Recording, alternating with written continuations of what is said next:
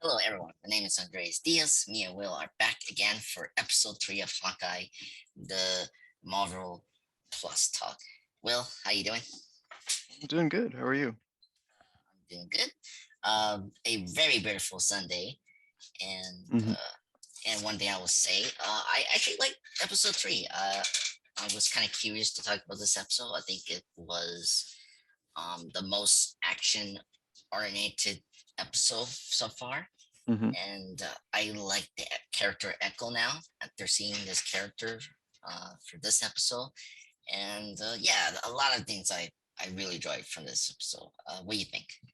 Yeah, I thought it was a lot of fun. I was excited for the little hint at what's to come that I'm sure we'll talk about. Yes, Um, yes, and yeah, I liked Echo. I thought she was interesting. It'll be nice to see more of her in the future. yes. I think this episode made me excited for her show. Um, and Hmm. so that's good. I'm curious if we're going to see if they're going to transform her, her, her friend that we see here that communicates for her, to Hawkeye and the people, and Hmm. or the tracksuit mafia will come back in that show maybe, but we'll see how that goes. I guess the first thing is we get her origin story for this episode. We see her, as a child, Hmm. we see her father, and we see kind of um like why she is after the Rowan character that Hawkeye uses the 5 years before Endgame. Hmm. So that was really intriguing. I like the actor they have here, who's her father. Yes. He Yeah. is from Fargo season 2. He's in Westworld, and Um, Reservation Dogs. yes, currently, Yeah. and he was in Doctor Sleep, the Stephen King sequel Mm. to The Hmm. Shining. Um, a great actor. I love him, and it Yeah, was me great he too. was here. Yeah, I Yeah. like um audibly got upset when he was killed because I wanted more of him. But yeah, Yes, I I was like, know. no. Oh my Uh, god. Yeah, but it was. Oh, it was so sad.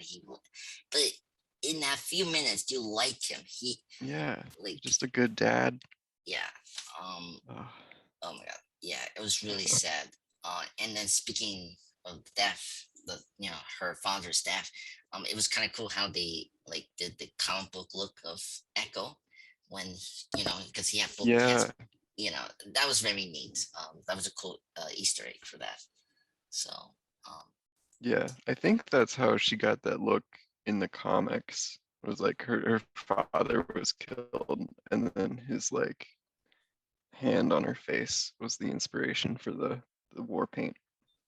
yes, yeah. So, I'm curious if she's gonna adapt to that look for this series, or maybe her show that's coming up soon. Yeah, I don't know. So, We'll see.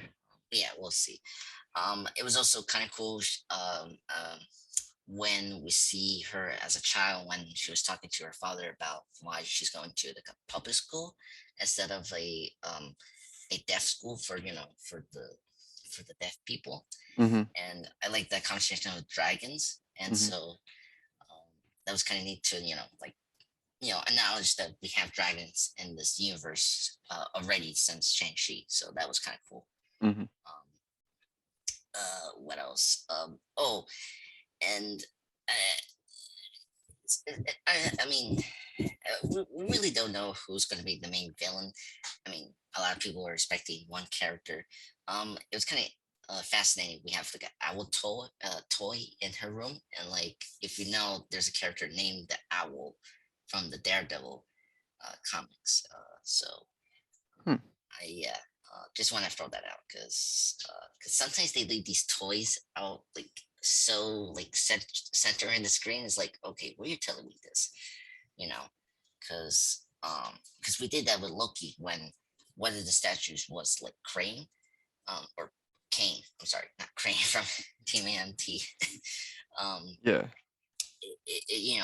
that statue foreshadow Kane's present, but also his involvement of that show. So Mhm. just throwing that out there. I'm I don't know Owl is going to be the main villain, but of course, let's kind of get into this.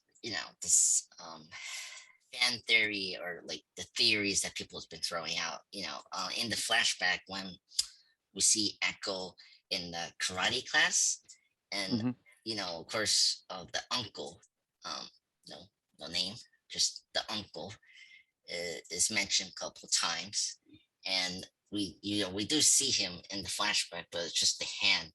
Um, let's kind of get into this conversation because this one is another Kane or like a Miss Fizzle kind of fan theory. Do you think the hand and the uncle is going to be Kingpin? Um, I do. okay. And like normally I don't buy into those like theories, you know. No, no, Um, but it looked like Vincent D'Onofrio's hand. There was like a laugh in that scene. yes, It sounded like Vincent D'Onofrio. Like, yeah. yeah, Um, okay, it does seem like I mean maybe it's gonna be another Ralph Boner situation where it's just the same actor playing a different character. But it definitely was Vincent D'Onofrio. So okay. I'm yeah. Yeah. Yeah, because well, and the thing that supports it is that there's like hints of it, like the shop that the father works is called what Fat Man Repair, and obviously, Mhm. if Kingpin is a very heavy guy, so Yeah. yeah.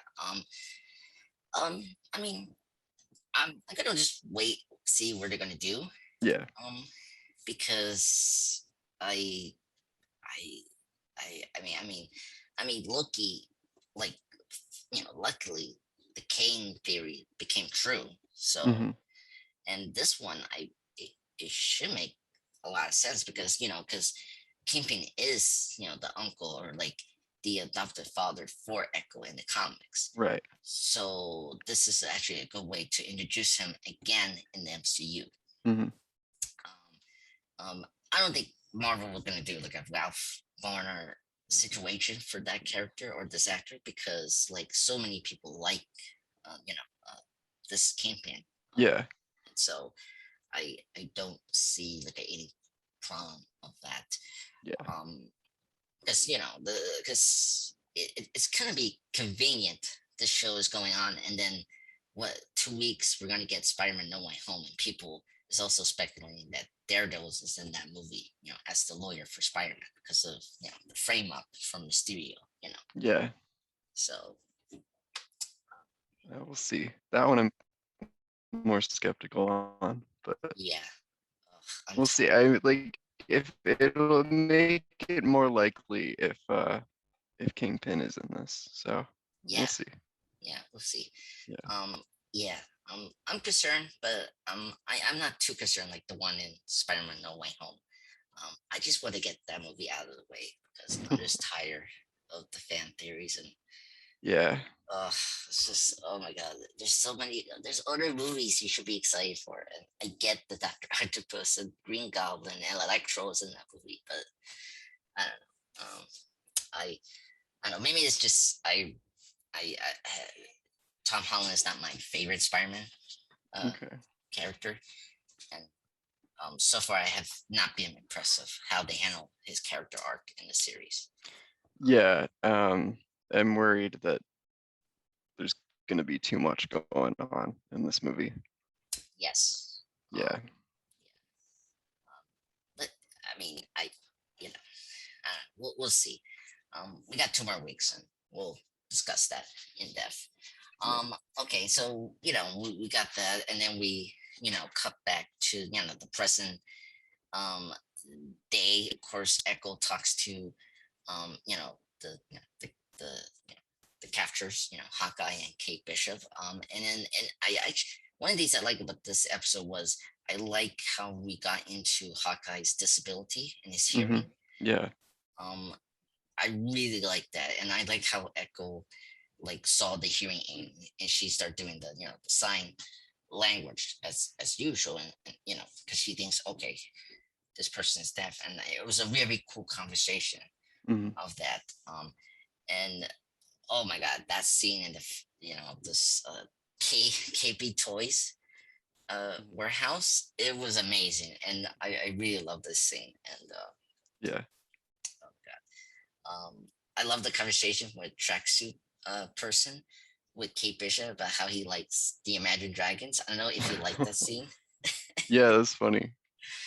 Oh my god, that was a funny conversation. Oh my god, he was like, "Oh, I got these tickets," because he was a huge fan, and then he thinks his girlfriend was like, because she doesn't like this group. But it's so funny. Yeah.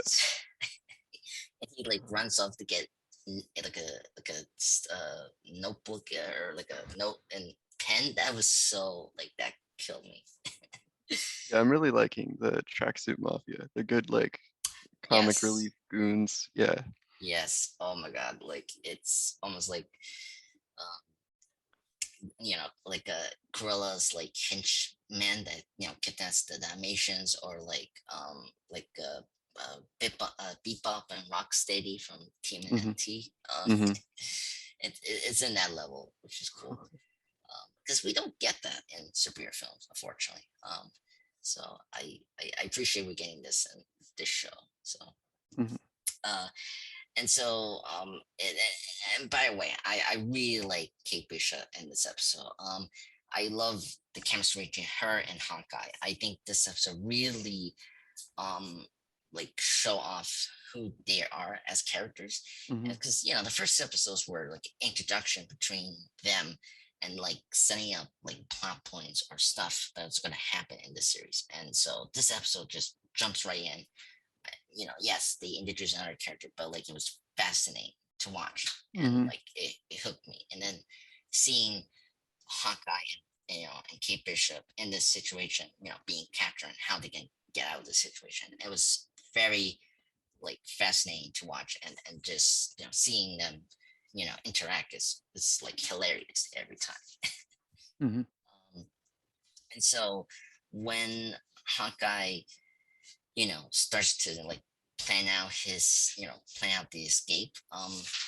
I during this scene you see Echo fighting Hawkeye, and then of course Bishop still stuck in that like pony ride thing. And like um and I like how this episode it's like communication, because you know like Hawkeye doesn't you know tell like what's the plan, and like but then after his hearing aid gets destroyed, it's even more difficult for him to communicate with Bishop. But it's actually incredible that he's able to at least communicate with her without the hearing aid. But Mhm. like he doesn't like he has trouble hearing. It's just he's able to like use his senses, Mhm. in different way to able to understand what she's talking about, and communicate. That part I love about this episode is the way he, they use hearing and sound so effective in the story, Mhm. which is impressive. Uh, and speaking of comic book references, when they get out from the KBT Toys warehouse, right? Yeah. And by the way, I'm shocked they were in that, because I don't know. You've been to that store? I've been there when I was a kid, I think. Um, I vaguely remember them from, yeah. I wonder if they're still in business. I are they? I I check. Hopefully they're. I'm looking them up. Yeah. Nope. Wikipedia article uses the past tense. That's not not a good sign. Oh no. Um, Oh my god. Anyway, that's sad, because uh, I used to like them as a kid. Um, um, so and which was it was kind of fun hideout. And I love one of the tracksuit mafia person were saying, "Oh, it was a cool hangout, and we now have to leave." Funny. Oh my god. So when Hawkeye and Kate Bishop gets out from that, you know, warehouse or whatever, the hideout of the tracksuit mafia, we get like a Mhm. cool nod in reference to the manufacturer run of the 1970s Red Dodger Challenger car, um, that he rode in the comics. Now, this is where it's kind of funny. Instead of driving it as in the comics. They just it's used by Echo, and where Hawkeye just goes to that other car, like other 70s car and Mhm. stuff like that. So that's from the manufacturer. So that was kind of neat to put it there in this episode. I love the truck. Their, I guess, business, Trust a Bro. Yeah. Oh my god, that's like so funny. That was kind of cool slogan for a company's name. Um, so, and then we get kind of this impressive one shot like car chase, and this is like the whole bulk of the episode of them getting chased by the tracksuit mafia, and like we get this fun action scene of like of trick arrows and conversation between Hawkeye and Kate Bishop. It was what do you think about this whole scene, and especially with the trick arrows? I love the trick arrows in this episode. Yeah, yeah, me too. Yeah, it was a lot of fun. Um, see, I think my favorite trick arrow during the like um long take part of the, or I guess, no, I guess that wasn't during the long What trick? take part. They're driving through the Christmas tree farm. Okay, okay. Uh, Yeah, and like made all the Christmas trees like fly toward the truck. oh yes, I know what Yeah, you're talking about. Yeah, yeah. yeah. That was an Um, impressive one. yeah, My favorite trick arrow was the pin particle yeah. arrow. That one was great too. Oh my god, Yeah. I was like, oh my, that's cool. And seeing like a huge arrow going going down and destroying that van or truck, it's hmm like, oh my god, I cannot believe I saw that. Like, Yeah, I was oh man, it felt like really cartoony in like a fun way that yes, like Marvel would have shied away from like 10 years ago. Um, and yeah, I'm just really happy that they feel comfortable enough to do fun things like that now. yeah. And also I like how we like acknowledge the goofiness of Hawkeye as a character, and like and him as a character in the MCU. Like I don't know if you noticed this, or you like check out like latest news of Hawkeye. There was like a cat like a cut out scene from episode 2 of the like the rain park scene that we had. They Hmm. they cut out a scene of a guy dressing the comic book costume of Hawkeye. Oh, oh yeah, I didn't see that. And I was like, why did you do that? That's so cool. And he looked awesome. I mean, he looked goofy, of course, but like, Yeah. like it was awesome for me. And then obviously, we do get it in this episode with Kate Bishop talking about, oh, your problem of branding, the problem of your brand and stuff like that. She draws like a picture of the costume and the mask. It's so funny in this episode. So I guess because we were gonna get it this episode, they thought like, why we need that in this. Yeah, it probably felt redundant. Yeah, like I mean, and and then other trick arrows that I like. Um, what was the one with that looked like bubble gum? I Oh yeah, the putty arrow. Yes, when that happened, I was like, oh my god, this is like Green Arrow level of fun. Yeah, we just need a boxing glove arrow. It'd be My funny. favorite Green Arrow one. Oh my god, yeah, it is. It's my favorite. If they do that in this show, I'll be laughing so hard. Oh my god.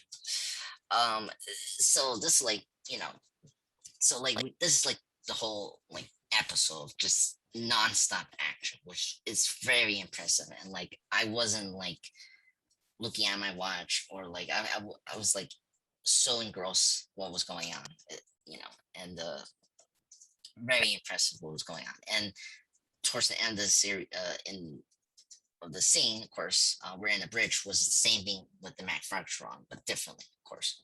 Mhm. So when they jump out from the bridge, they do, Hawkeye does his famous pose that we usually see, specifically in the Avengers and What If. and so they jump into the the train and stuff like that. Um,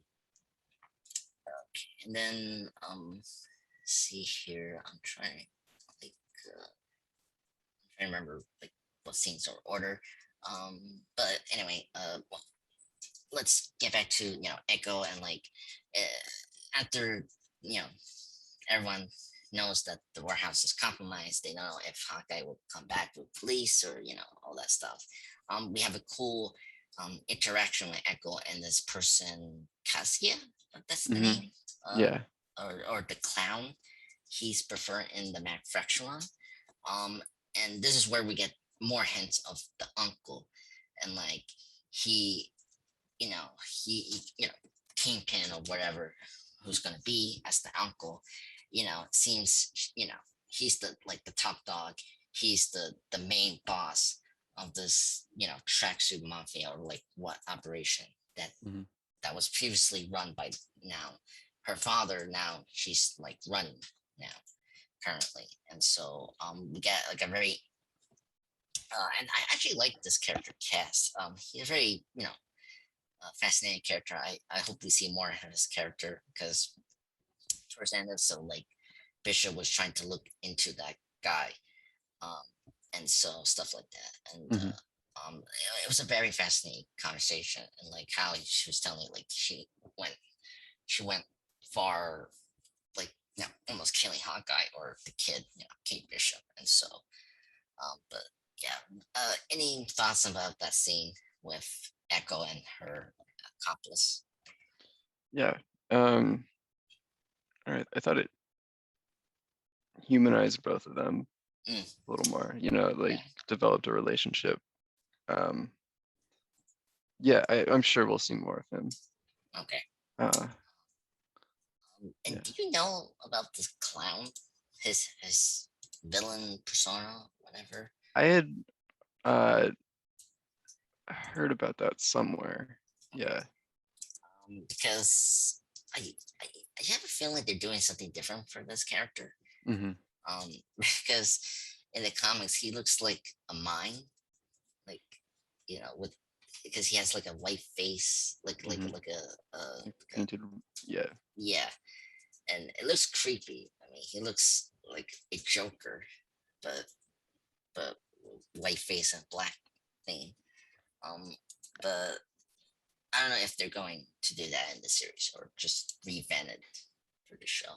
But I'm kind of curious where they're going to take that character Hmm. from. And okay,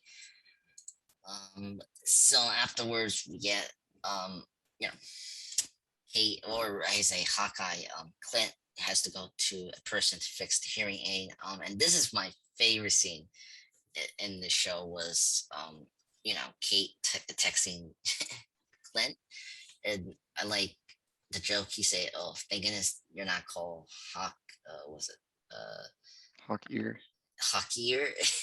I love that, and I love the response from Clint, like, "Okay, block and delete." Oh God, I love that. Uh, and then we cut like rapidly from a restaurant now. Like his hearing is fixed. Like he like okay, like that was quick.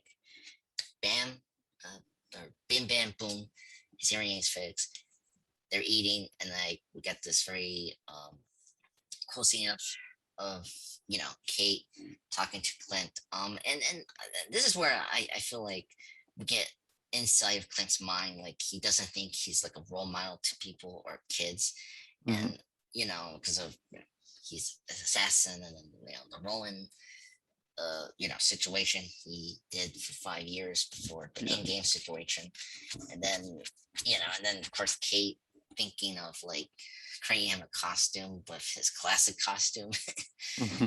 and it's so adorable. But and I like we're showing that Hawkeye is this like low key, like he's like this very casual like civilian who doesn't get wrapped up to this whole superhero thing, Hmm. which I really like. And like it makes him more like a human person not this like egotistic kind of person like Tony Stark, or like he has this very righteousness kind of like value or like persona like Captain America. I really Mhm. like he's like this noble guy who's a family man, wants like he wants to live in a quiet life, instead of being this fame and Mhm. celebrity kind of present with the superior stuff in his world. Yeah. And then we get kind of like this great scene of him. I think after they go back, oh no, or before they head to the fixer to fix the hearing aid, we get the scene of him, getting called by his son, and like he couldn't hear what his Yeah. son was talking about. This was my favorite scene from this scene, just humanizing not only Hank, I'm sorry, Clint, Mhm. but seeing Bishop like like like kind of feel guilty of like pulling Clint from his family, and Mhm. and this and like she didn't had her father for for what last 10 years or 12 years since 2012. More than that, right? Well, yeah, Well, 12 years. 12 years. Yeah. yeah, well, Yeah, you're right. yeah, and I'm missing the other 5 years we lost from Endgame. Yeah. This is my favorite scene. I don't know what you thought about this scene, well, but you want to add more of like what I'm missing from that scene, because I really like the scene. It was really sad and touching at the same time. Yeah. This is my favorite scene in the episode as well. Yeah. I thought it really um like strengthened the bond between Clint and Kate, because Yeah. Kate got to see Clint as just like a normal person. Um, and and you could see how guilty she was, that she was like keeping him from spending Christmas with his family. But then she was like doing everything she could to help him Yes. communicate with Nathaniel, because that's all she could do. Yeah. Um, yeah, no, it was a really nice character moment for both of them. Yeah. And I love that the kids understand. Like Hmm. I like how like like like what was the last message? Like it's okay, you don't have to be there for Christmas, right? Like Yeah, that hit me really hard. yeah, Just like they understand like he's a hero, and like he yeah. has to do He's. his you know like Hmm. uh like very good stuff. That's very tragic. Yeah. Very good character development for those characters. Oh man. And then okay, so after we get to that scene, they go, I guess, head to the hearing thing, blah blah blah, and then this is like a short episode compared to the first episodes, and Hmm. so and then this is the last scene we get is both of them go to Bishop's home, and so she can go into the account she has for the Bishop's security and look up for the character casting, aka the clown, and see what connections he has and stuff like that. It was intriguing to see this one thing that was called Salome. And do you know? So this is another hint of Kingpin, apparently. So this is a hint of this one of the Kingpin's henchmen called Willie Sloan, who made Okay. an appearance in 1982's Spectacular Spider-Man. Um, so so we got another hint of a Kingpin by this person, but Sloan, like, what's the LTD means? I'm kind Limited. of okay. Okay, that's fascinating. Okay, so that's another hint of Kingpin's presence of the show, and then Hawkeye's like looking around in the house, and like he's like, "Oh, this is where you live," and then like suddenly the account gets blacked out, and then we got this one quick shot of the Roman sword at Hawkeye's neck, and Hmm. then this is where we see Swordman, and then cut. That's the end of the episode.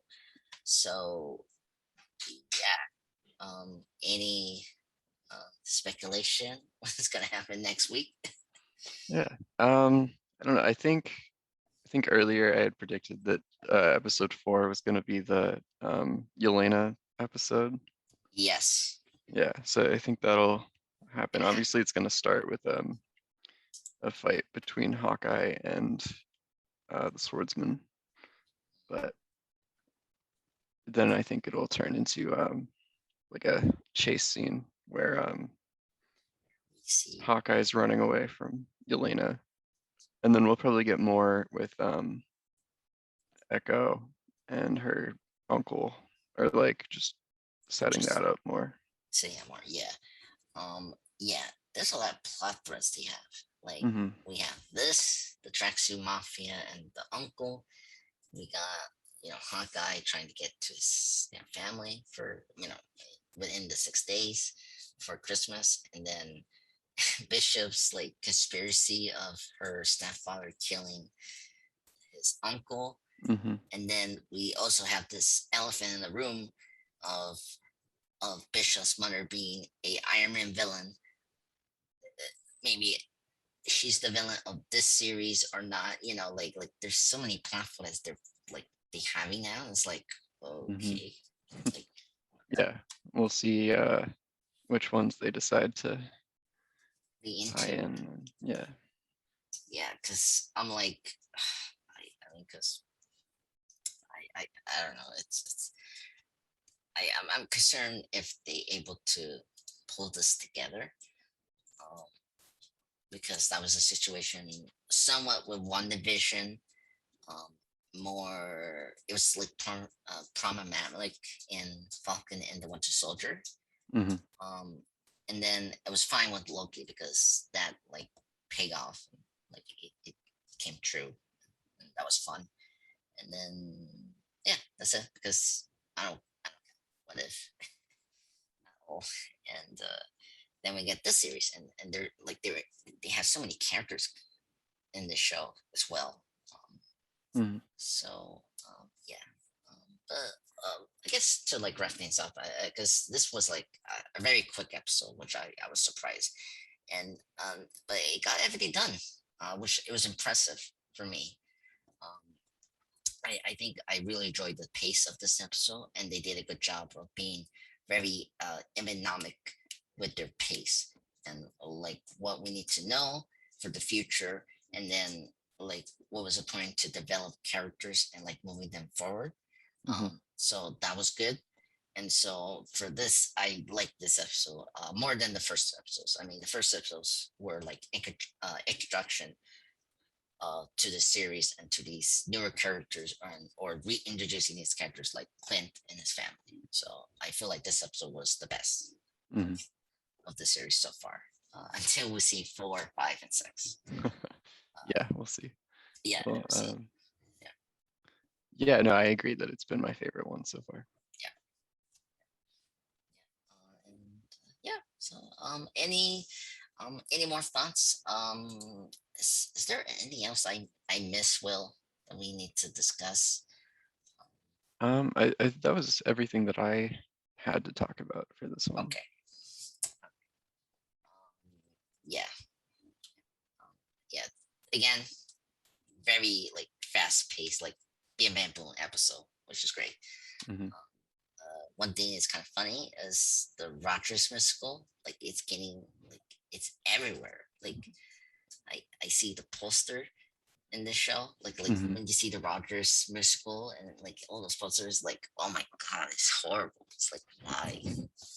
Like how is this popular? Then Wicked and I mean if either those are real in the MCU. No, I'm sure it's just I don't know, like if it's got a big enough budget, it's gonna be everywhere. Oh, You okay. know, like Okay. Okay. um, I remember when I was living there, like that Harry Potter play Oh, the cursed was, yeah, the child. Cursed Child. Um, that was opening, and there were ads for that everywhere. Okay. Okay. So it's pretty accurate. Okay. All right. Because I was like, how? Like, yeah. Because after their initial opening, that's where you can maybe see more of his posters if it has actually stayed popular, right? Afterwards, right? Because I do see posters like a Wicked or Lion Yeah, King in New York yeah. when I I go. mean, yeah, they're still like the shows are still around, and they're pulling in like millions of dollars.